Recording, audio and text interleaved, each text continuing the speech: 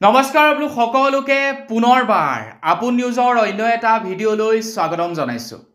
যোৱাকালিৰ ভিডিঅ'টো যদি আপোনালোকে চাইছিলে মই আপোনালোকক কথা দিছিলোঁ যে সেপ্টেম্বৰ মাহৰ পৰা আমাৰ অসমত কোনটো বস্তুত কিমান টকা দাম কমিব সেই সম্পৰ্কে আপোনালোকক এটা ভিডিঅ'ত জনাম।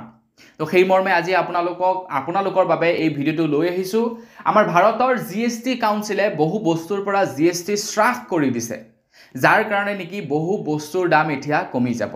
এটা কোনটো বস্তুত কিমান পাৰ্চেণ্ট জিএছটি হ্ৰাস কৰিছে, কিমান দাম কমিব পাৰে সেই সম্পৰ্কে আজিৰ এই ভিডিঅ'টোত মই আপোনালোকক জনাম। ভিডিঅ'টো প্ৰথমৰ পৰা শেষলৈকে চাই থাকিব। মই শিল্পাঞ্জল গগৈ, আপোনালোকে চাই আছে আপোন নিউজ। আহক আৰম্ভ কৰোঁ আজিৰ ভিডিঅ'। আগবাঢ়িছোঁ আজিৰ ভিডিঅ'টোৰ ফালে আগবঢ়াৰ আগতেই সৰুকৈ ৰিকুৱেষ্ট এটা, লাইক এটা কৰিবলৈ কিন্তু নাপাহৰিব। আগবাঢ়িছোঁ প্ৰথমটো দাম কমা বস্তুৰ ফালে। প্ৰথমটো দাম কমা বস্তু হৈছে ইঞ্চুৰেঞ্চ। হেল্থ ইঞ্চুৰেঞ্চেই হওক, টাৰ্ম ইঞ্চুৰেঞ্চেই হওক, আপোনাৰ এক্সিডেণ্টেল ইঞ্চুৰেঞ্চেই হওক, যি ইঞ্চুৰেঞ্চেই নহওক, আগতে ইঞ্চুৰেঞ্চসমূহত 18% জিএছটি লৈছিলে। মানে আপোনালোকৰ যদি প্ৰিমিয়াম আহিছিলে 100 টকা, তো উইথ জিএছটি আপোনালোকে 118 টকা দিব লগা হৈছিলে।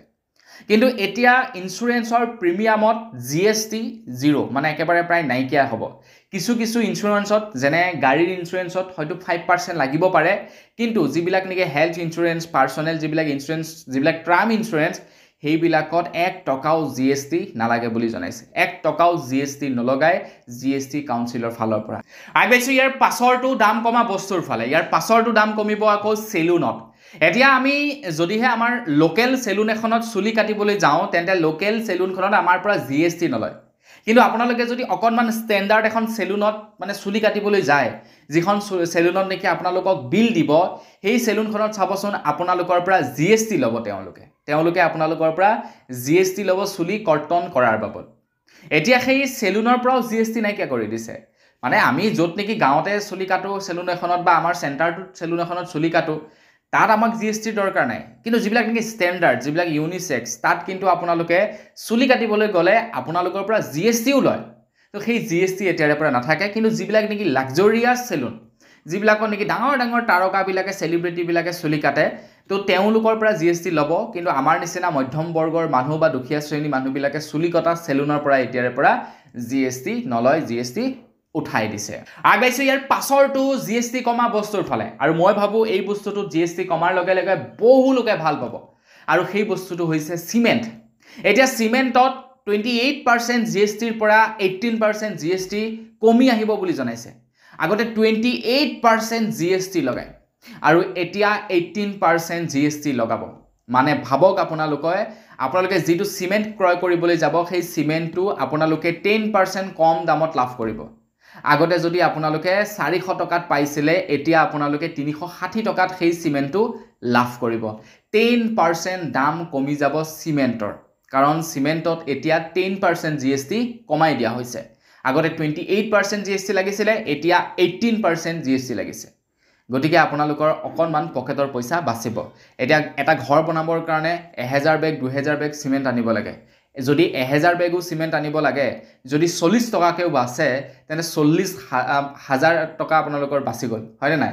গতিকে সেইটোৱে কথা। আৰু মানে দেখাত অকণমান যেন লাগে, কিন্তু আমি যদি পুৰা সম্পূৰ্ণ কেলকুলেট কৰি চাওঁ, দেখোঁ যে নহয়, যথেষ্ট লাভ হৈছে আমাৰ। ইয়াৰ পাছতে আকৌ দাম কমা বস্তু হৈছে কাপোৰ কানি আৰু লগতে আমি খোৱা খাদ্য, যেনে মিঠাতেল হৈ গ'ল, যেনে আটা হৈ গ'ল, যেনে চাউল হৈ গ'ল, যেনে আলু হৈ গ'ল, যেনে পিঁয়াজ হৈ গ'ল। এই সামগ্ৰীসমূহৰ পৰা 18% জিএছটিৰ পৰিৱৰ্তে 5% জিএছটি লগাব।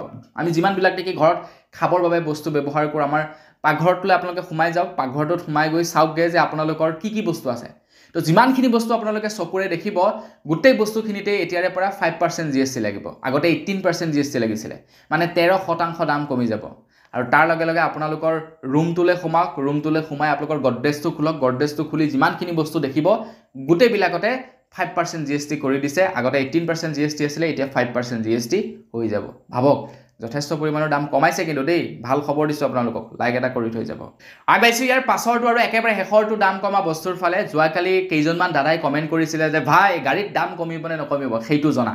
তো লৈ আহিছোঁ খবৰ। তো গাড়ীত অবিয়াছলি কমিব, অবিয়াছলি জিএছটি কমিব।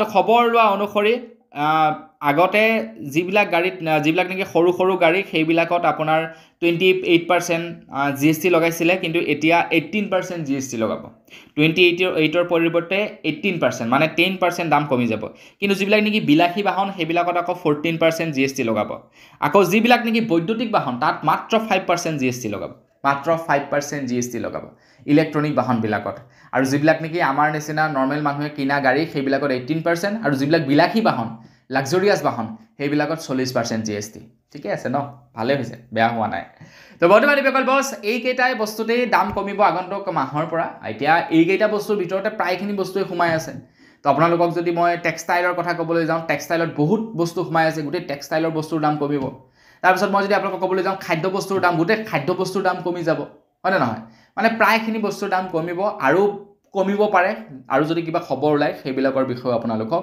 জনাই যাম তো আজিৰ ভিডিঅ'ত ইমানেই পুনৰ এটা ভিডিঅ' লগ কৰাৰ কাৰণে ভিডিঅ' মাগিছোঁ ধন্যবাদ জয় অসম